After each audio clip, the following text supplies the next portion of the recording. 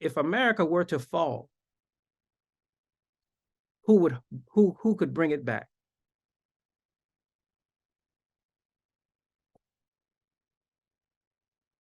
Who could bring it back? Who? People with this kind of thinking can bring it back. So it could be argued that America has already fallen. Well, who's bringing it back? Who's bringing back the sacred idea? It is the heirs of Joseph. It is the following of Imam W.D. Muhammad. Now, what I just shared with you, listen,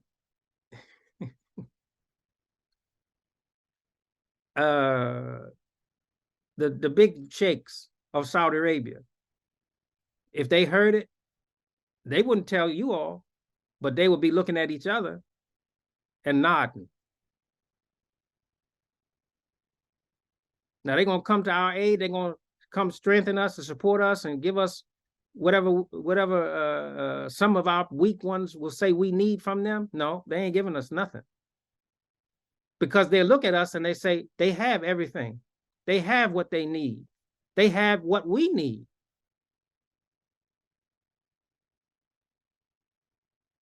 The Honorable Elijah Muhammad answered to his prayer from God to come from under the troubles that exist for the white world when it troubles itself to the point where it threatens itself with destruction. How are you going to help it if you're a part of it? I'm talking about not a part of it in terms of prayer for its preservation, but a part of it in its corruption. How can you help it? How can you help it if you're confused? So the Honorable Elijah Muhammad asked for an idea that would be independent of it. Leave it. That's what the Imam meant when he said, my father knew how to leave America, but he didn't know how to get back. He knew that he had to leave. And every time we name one of our children a name from the Quran, from Prophet Muhammad's teaching, we leave. We leave. And every time we think of our condition in the context of our experience, we return. We return for our duty. Our duty is to our families and to ourselves. Our duty is to our ancestors.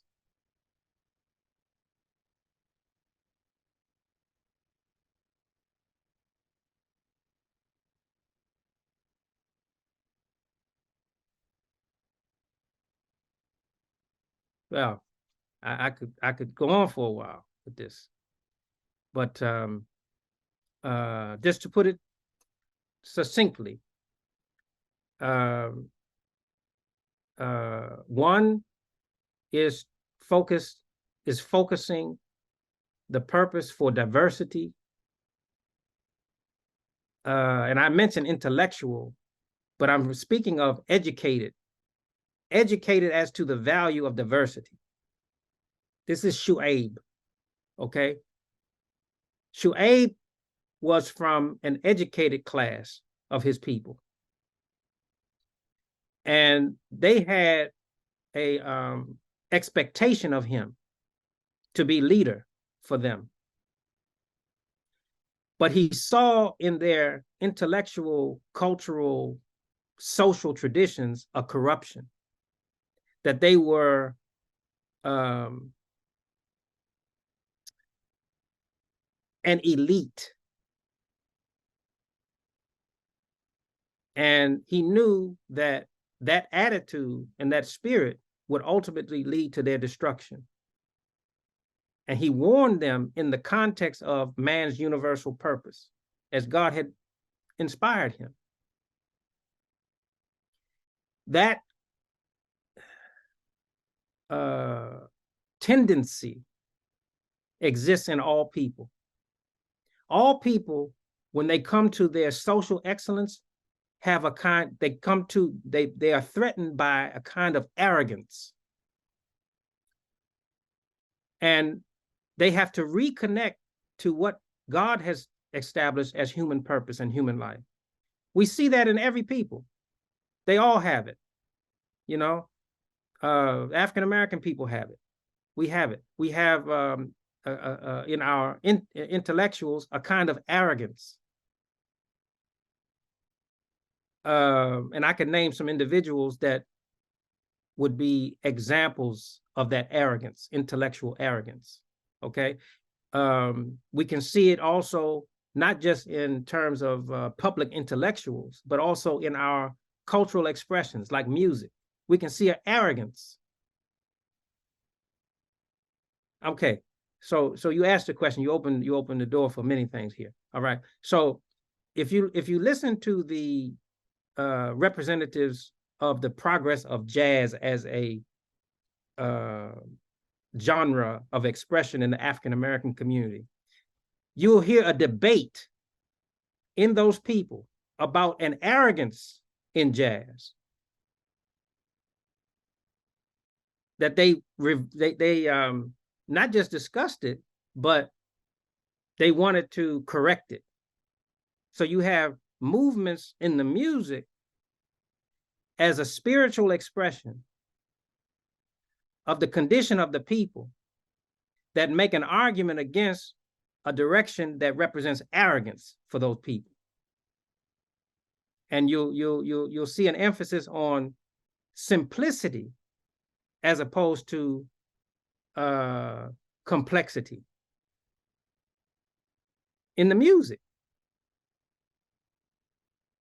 Now you have to be a student to know what you're listening to.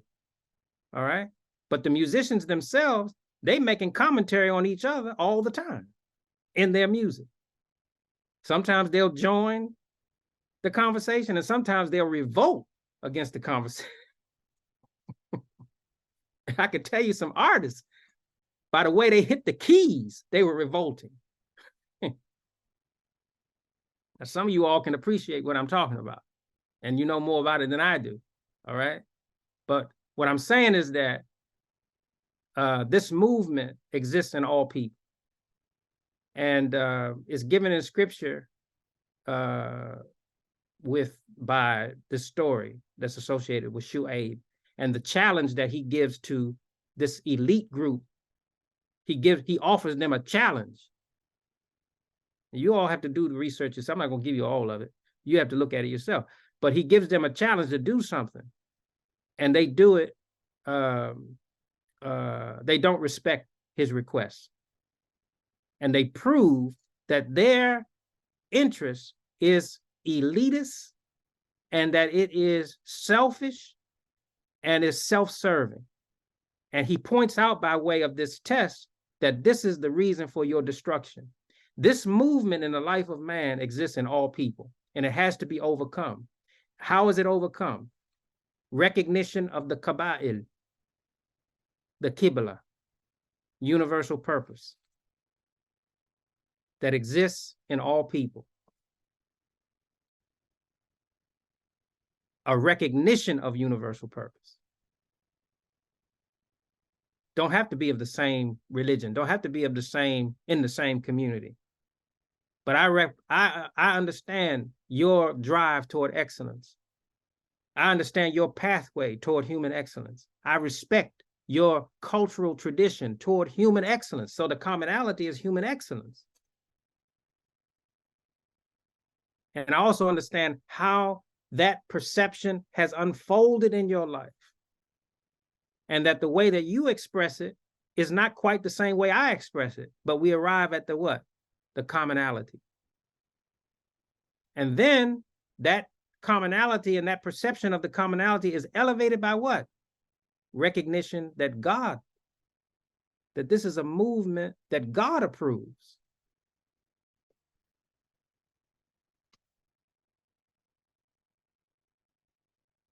So nobody can take from us our independent perception of how Islam communicates and no one can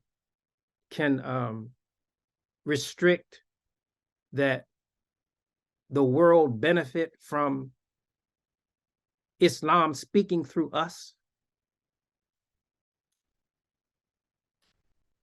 Who's going to restrict that? Now, many have tried. They want to restrict it because they want control. So I'm giving you the hidden motive behind the immigrant Muslims saying that Imam W. Muhammad is America's Imam.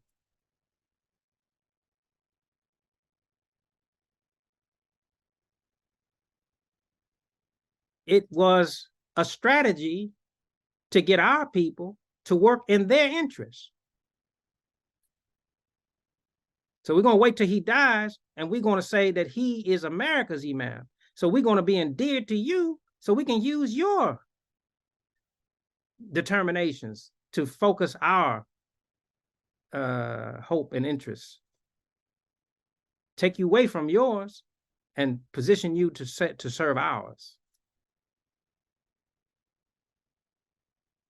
That's the other part of that, the other part of what that language means.